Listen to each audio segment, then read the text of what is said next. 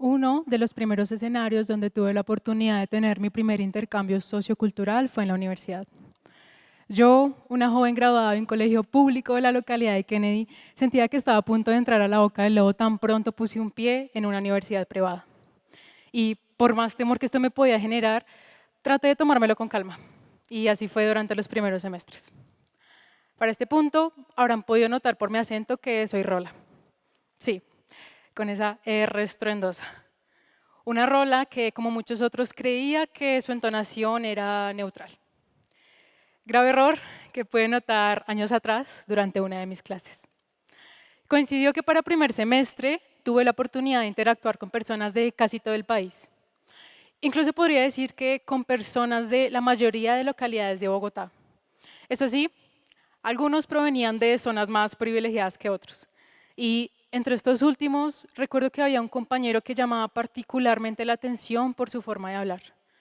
Recuerdo que su presentación ante la clase fue algo así como: hola a todos, yo soy Michael, tengo 18 años y pues nada, yo escogí esta carrera porque me retraman los idiomas y los deportes.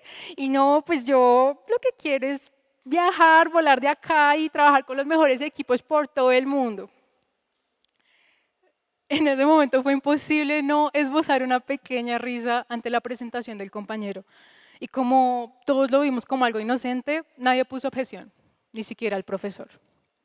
En clases posteriores la confianza parecía crecer y Michael pasó de ser llamado Michael a el Michael. Y mientras yo reía ante comentarios como: puede entrar pero sin el cuchillo, o cosas como: hermano, si va a exponer, tiene que dejar ese sonsonetico en el barrio, la verdad es que la realidad me atropellaría más temprano que tarde. Específicamente en segundo semestre, cuando me enteré que Michael había dejado la carrera, sin saber muy bien por qué. Fue allí, en clase de estilística, ya sin la presencia de Michael, que leímos una noticia con un nuevo término para mi vocabulario: glotofobia. Un término creado por el lingüista Philippe Blanchet para definir la discriminación a los hablantes por sus dialectos. Resulta que un político francés, en medio de una rueda de prensa, recibió una pregunta por parte de una periodista que tenía un dialecto proveniente del sur de Francia. El hombre, al no haber entendido muy bien lo que le habían querido decir, pidió de forma no muy formal que si podían traer a alguien que sí hablara francés. Recuerdo que esta noticia me impactó mucho en su momento y lo primero que hice al salir de clase fue pensar como: bueno, por lo menos esto no pasa en Colombia, ¿cierto? ¿Cierto? Boom. Ese fue el momento en el que salí de la burbuja de privilegio e ignorancia en la que me encontraba y caí en la realidad. Pero esa solo fue la punta del iceberg, porque más y más dudas comenzaron a brotar en mí, pero especialmente, ¿por qué nadie está hablando de esto en un país tan multicultural como Colombia? Con el impulso por saber más, investigué rápidamente. En este mapa se resumen los 11 principales dialectos que se hablan actualmente en el territorio. Y además, Colombia cuenta con más de 60 dialectos propios de las comunidades aborígenes, criolés y romanís. Así podemos decir que hoy se hablan más de 100 dialectos en el país. Eso sin mencionar las variaciones diastráticas dentro de cada región. Con esta información y sin tener la suerte de encontrar artículos o algo que hablara de esto en Colombia, mi desesperación comenzó a crecer más y más. ¿Por qué nadie está hablando de este fenómeno? Porque yo me vengo a enterar hasta ahora de que esto es real. Y es real, primero que todo. Fue así entonces como, en un intento por apaciguar las voces dentro de mi cabeza que me exigían y me exigían respuestas, me propuse por cuenta propia, desde hace 4 años ya, a estudiar el fenómeno de la glotofobia en Colombia, para comprenderlo, analizarlo, pero sobre todo compartir por qué es importante que lo conozcamos y que hablemos de ello. Y me puse manos a la obra. La primera incógnita estaba clara para mí: ¿cuál es la causa de la glotofobia en Colombia? Lo que les voy a contar a continuación son los resultados de mi última investigación, en la que me reuní de forma presencial y virtual con personas de todo el país. Esto con el fin de recopilar la mayor variedad de dialectos posible y así poder conocer los diferentes puntos de vista de los hablantes sobre los diversos dialectos del territorio.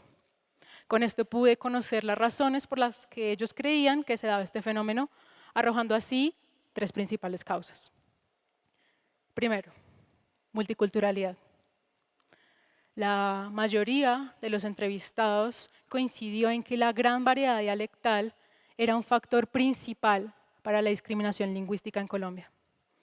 Y la cuestión es que, como les decía al principio, Colombia es un país tan rico en diversidad lingüística que no solamente tenemos variaciones diatópicas, que son estas variaciones dialectales que diferencian a cada región, sino que también tenemos variaciones diastráticas, que se refieren a las variaciones dialectales que existen dentro de una misma región. Por ejemplo, en Bogotá sería muy fácil reconocer a un cachaco por su alacarachas, o en algunos otros casos el mismo cantado es el que te va a delatar, como es el caso de algunos gomelos.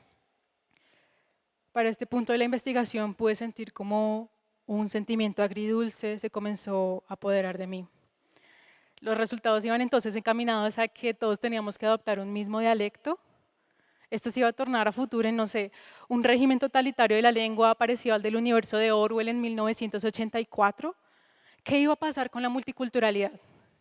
¿Qué iba a ser de esa fuerte entonación santandereana, de esas consonantes omitidas por los costeños, de ese cantadito paisa? No, yo me negaba rotundamente a que este fuera el único resultado. Así que continué investigando y allí todo comenzó a cobrar un poco más de sentido. Pasemos ahora con la segunda causa, identidad social. En psicología social existe un concepto llamado el paradigma experimental del grupo mínimo, propuesto por el psicólogo británico Henry Tafel, en el que se nos explica que las conductas de discriminación grupal existen solo por el hecho de tener la premisa de que un individuo pertenece a un determinado grupo desde que nace y no al otro. Por ende, todo lo que haga parte de ese conjunto va a volverse parte de su mismidad y todo lo que esté fuera de él va a volverse en lo extraño, en la otredad. Recuerdo aquí una anécdota en la universidad en la que unos estudiantes internacionales organizaron una fiesta para la cual invitaron a varios compañeros colombianos, incluyéndome. Y la cosa fue que ninguno de los colombianos que invitaron pudo ir a la reunión. La razón estaba programada para el 7 de diciembre. 7 de diciembre, día de velitas. ¿Cómo le explicas a alguien que no es colombiano la importancia de esta fecha para nosotros y lo importante que es pasarla rodeados de la familia y los seres queridos? Al final del día ellos se disgustaron, tal vez porque el plan de prender velas en una cuadra mientras hace un frío extremo no les parecía algo que podía competir con lo que ellos estaban ofreciendo. Y aquí habían 2 bandos claros. Nosotros, quienes entendíamos la importancia cultural de prender estas velitas mientras disfrutábamos los éxitos de Rodolfo Aicardi y los 50 de Joselito, y ellos, quienes no lo entendían. Con esto de la otra de la mismidad puede entender que incluso cuando se es parte del dialecto prestigioso, siempre vamos a ser el otro para alguien más. Recuerdo también cómo los entrevistados mencionaban que se veían en, ojo a la palabra, la obligación de sustituir sus maneras de hablar para poder pasar desapercibidos y evitar ser juzgados. Esto incluso dentro de su misma familia. Y aquí es donde llega la última causa. Tercero, prejuicio. Para hablar de prejuicio, antes tenemos que hablar de estereotipo. Los estereotipos son aquellas características o construcciones socioculturales que se le otorgan a un determinado grupo. El prejuicio, por otra parte, se refiere a estos aspectos negativos que relacionamos con estos grupos y que la mayoría de veces no están sustentados en experiencia directa o real. Retomando las entrevistas, algo que llamaba mi atención era cómo cuando se les pedía a las personas que calificaran los dialectos, más allá de tener en cuenta factores como la sonoridad, la pronunciación o la entonación, las personas se inclinaban más por estos estereotipos propios de las culturas de los hablantes. Y si bien algunos sí trataban de basarse en experiencias directas, estaba claro que la mayoría de percepciones estaban manchadas por prejuicios colectivos. y en algunos casos estos eran bastante fuertes. Para esta última parte pude ver y escuchar de todo un poco, desde adjetivos como cálido, amable, gracioso, hasta palabras como fastidioso, sexy e insípido. Bien, ahora que todos somos expertos en glotofobia, sigue otra de las grandes incógnitas. ¿Es realmente tan grave o estamos creando un problema donde no lo hay?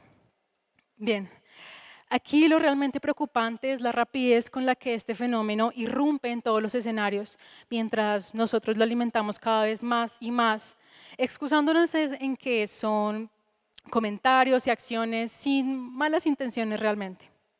Entonces, pasemos a uno de los escenarios contemporáneos de batalla campal más grandes, las redes sociales. Y seamos honestos, todos en algún momento hemos visto o escuchado en redes estas guerras infinitas de qué región tiene el mejor dialecto. Incluso puede que hayamos participado en algún que otro trino que a simple vista parecía inocente. ¿Saben por qué la propagación de odio en redes sociales es tan fácil de hacer? Por esa gran barrera del anonimato. Porque parece que el ataque se vuelve más llevadero cuando no sabemos a quién va dirigido. Porque cuando nos burlamos de alguien diciéndole así, no se nos cruza por la cabeza que el ataque puede ir dirigido a ella. Una mesera, madre cabeza de hogar proveniente de la costa caribeña, que tuvo que tomar la difícil decisión de dejar su tierra y venir a Bogotá en busca de mejores oportunidades para ella y su familia, condenándose, sin quererlo, a comentarios tan despectivos por el simple hecho de abrir su boca. ¿O qué me dicen de este otro término? No está tan mal, ¿no? Decir que el dialecto de alguien es sensual no es tan grave. Hay cosas peores, ¿no? Bueno, para ella, hablar era un infierno. Ella es M, una amiga mía que participó en la investigación. M me comentaba cómo toda su vida se ha sentido sexualizada solamente por tener un dialecto paisa. No simplemente su día a día en el colegio de Bogotá al que ella asistía, sino en las calles, en las redes sociales, incluso en las mismas películas y series que se encargaban y se encargan de fortalecer estos prejuicios a nivel internacional sin medir realmente las consecuencias. Por último, quise traer esta palabra. Palabra que probablemente usted ha dicho, ha escuchado o se la han dicho en algún momento. Bueno, a él también se la decían. Una y otra y otra y otra vez. Hasta que dejó de ser un chiste. El destino, querido auditorio, funciona a veces de formas muy sorprendentes.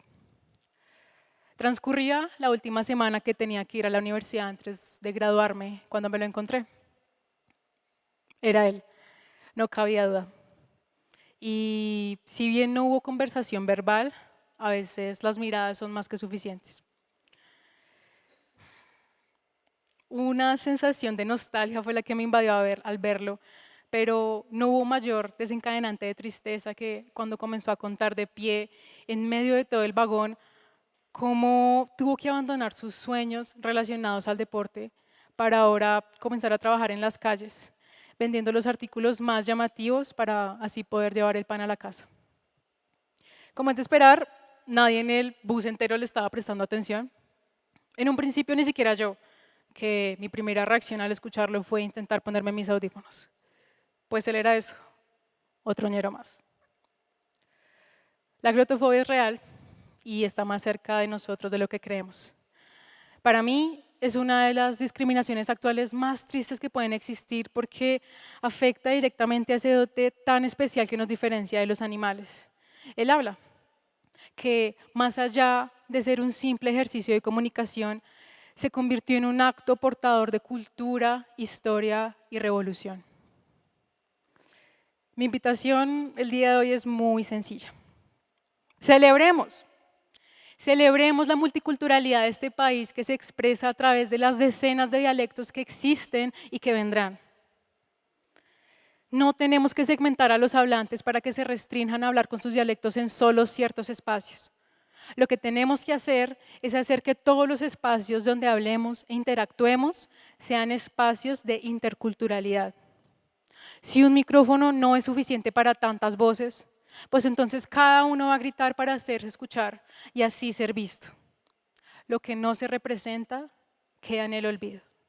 Y esto no es solo una tarea individual, sino colectiva, en el que desde las instituciones educativas y desde el mismo núcleo familiar se fomente una educación basada en la empatía y la tolerancia, recordando siempre que incluso desde mi mismidad soy el otro para alguien más. La lengua es un ente vivo y omnipresente. Su naturaleza nómada le impide ser estática y en un país tan multicultural como Colombia, una variación dialectal puede hacer la diferencia entre una vida de prestigio o una condena a la imitación, al prejuicio y al silencio.